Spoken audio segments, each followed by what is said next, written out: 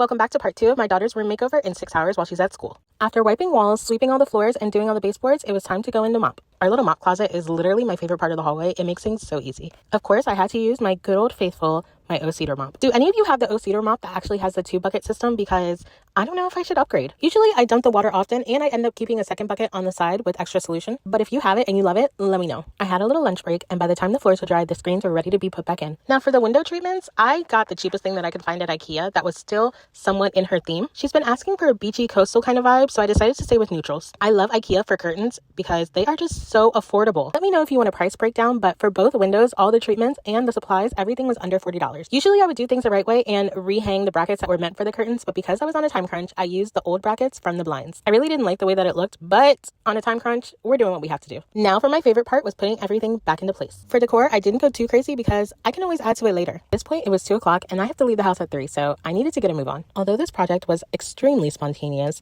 it's so important to me because I really believe that kids should have their own space. It's not realistic to think that every kid is going to have their own room, and I don't mean that at all. With the way that life is today, everything is so overstimulating and they deal with so much stuff at school, at home, out with their friends. And whether it's their room or a corner, a fort, a tent, whatever it is, I think that they need a space to their own that they enjoy and that they can just wind down from how hectic life is. Being a stay-at-home mom to one older kid is so weird because my days are so lonely. It is extremely self-sufficient. She wakes up on her own, she feeds herself, she cooks for herself, and while we do prepare dinners and show for her and do everything else that she asks, the days just don't look the same as if I had little kids. Now, I would give up my right leg to have another kid, believe me, but that's another conversation for another day. I absolutely adore being a mom, but most of all, I enjoy being her mom. As much as I really enjoy these projects, I know that we are so blessed and thankful to be able to give her everything that she deserves. After a few hours and a lot of sweat, this is how the room turned out. The curtains definitely gave it a light and airy feel. My daughter's been asking for a candle for her room forever. So before the grand reveal, I actually ran to Bath & Body Works to get a candle that